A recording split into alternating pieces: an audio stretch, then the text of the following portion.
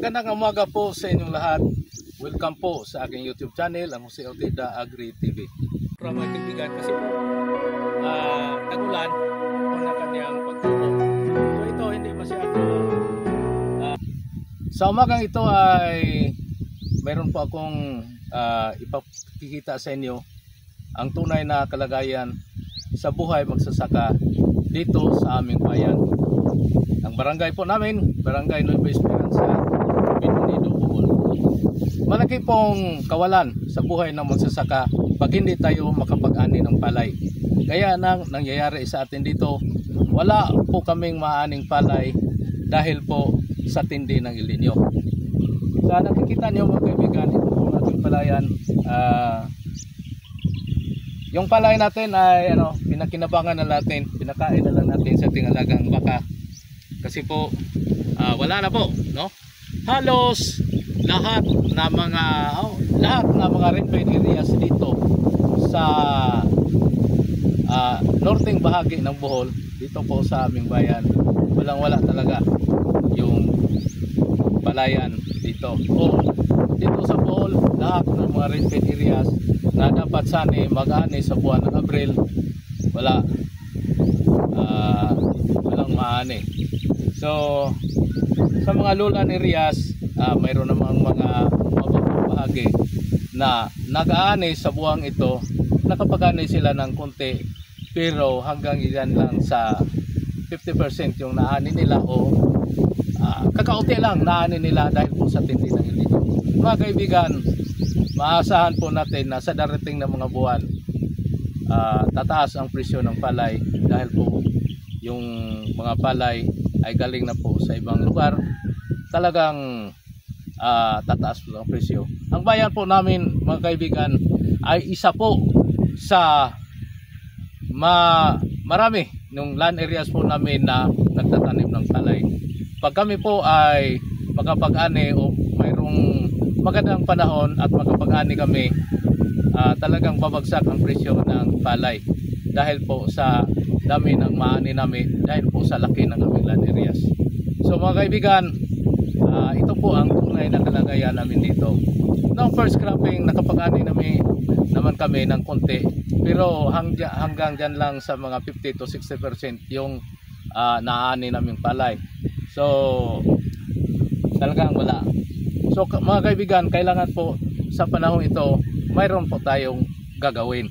Hindi lang aasa lang tayo sa tulong o aasa lang tayo sa darating na cropping season. Baka yung El Niño ay titindi pa sa first cropping season sa buwan ng Hunyo at Hulyo, Agosto. Talagang malaki ng yung problema sa buhay magsasaka. Sa aking bahagi naman mga kaibigan, pasalamat lang po tayo dahil po nakapagtanim po ako ng sitaw. So pakita ko sa inyo, nakapag-harvest naman kami. No, pakita ko sa inyo ang aking nagagawa. So ito po, dapat sana mga kaibigan, mayroon po tayong gagawin, no? Ito, yung sitaw ko po mga kaibigan, ito po ang nagbibigay sa amin ng suporta sa aming kinakailangan araw-araw. Okay? Matatanda na pa ito, pero mayroon pa ring naani. Okay? So mga kaibigan, dapat sana noon pa, nung may kakaunting ulan, mayroon na tayong ginagawa na talagang tumulong naman sa ating buhay magsasaka ng matindi ng El Niño. Kaya mga kaibigan, dapat sana mayroon tayong maraming paraan, no? Dapat sana yung magsasaka mapaparaan para po hindi tayo mahuli sa tindi ng kahirapan.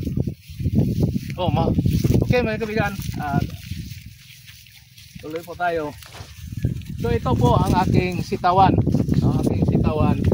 na nagbibigay sa atin ng suporta. Okay. Yung yung paraan natin, mayroon naman tayong drip irrigation. Ito po ang nagdidilig. So, sa katunayan, para pong inuulan po ang puno mga kaibigan. Okay. So hindi lang hanggang diyan lang po tayo sa pagtatanim ng sitaw, no?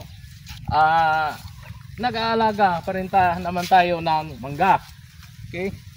So ito, pakita ko sa inyo mga kaibigan na sa dulo ng ating sitawan, mayroon tayong mga puno ng mangga na kailangan na pong balutin mga kaibigan. Para po sa mga nag-aalaga ng mangga, ito po ang mangga natin, no? So mga isang buwan o isang buwan at kalahati, maaani na po ito. So para po makapag-ani tayo ng palay, dahil mayroon tayong palit, no, mangga. So ito, ako lang po ang nag-spray at nag-alaga. So ito ang ating kinaabalahan ngayon. Nagbibigay sa atin ng gawain. Ito, mangga. So mayroon naman tayo mga kaibigan, mayroon pa rin tayong inaalagaan. So mayroon tayong kambing. So mayroon tayong kambing. So okay. Mayroon naman tayong inahay na baboy. So mayroon namang mga biik, no? Yung biik natin mga kaibigan, ano pa lang, 2 linggo. Andyan sa mga 16 days, no? Malaki-laki na. So dapat sana lahat ng mga magsasaka ay nag-aalaga pa rin ng mga hayop. Dahil makatutulong po ito sa atin. Mga kaibigan, ipakita ko rin sa inyo ang naani namin na sitaw. Dito tayo sa loob.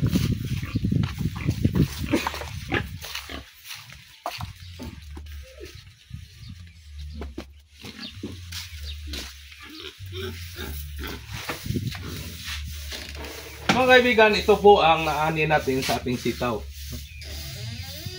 Marami-rami po ito. So pag mayroon tayong tinatanim, mayroon din tayong aanihin. So mga kaibigan, sana po ay nakatulong po sa inyo sa pagbigay inspirasyon sa ating pamumuhay na magsasaka. So sulitin na po natin habang tayo nagsasaka, lahat-lahatin na rin natin na gagawin ang mga paraan para po magkaroon tayo ng mapagkitaan.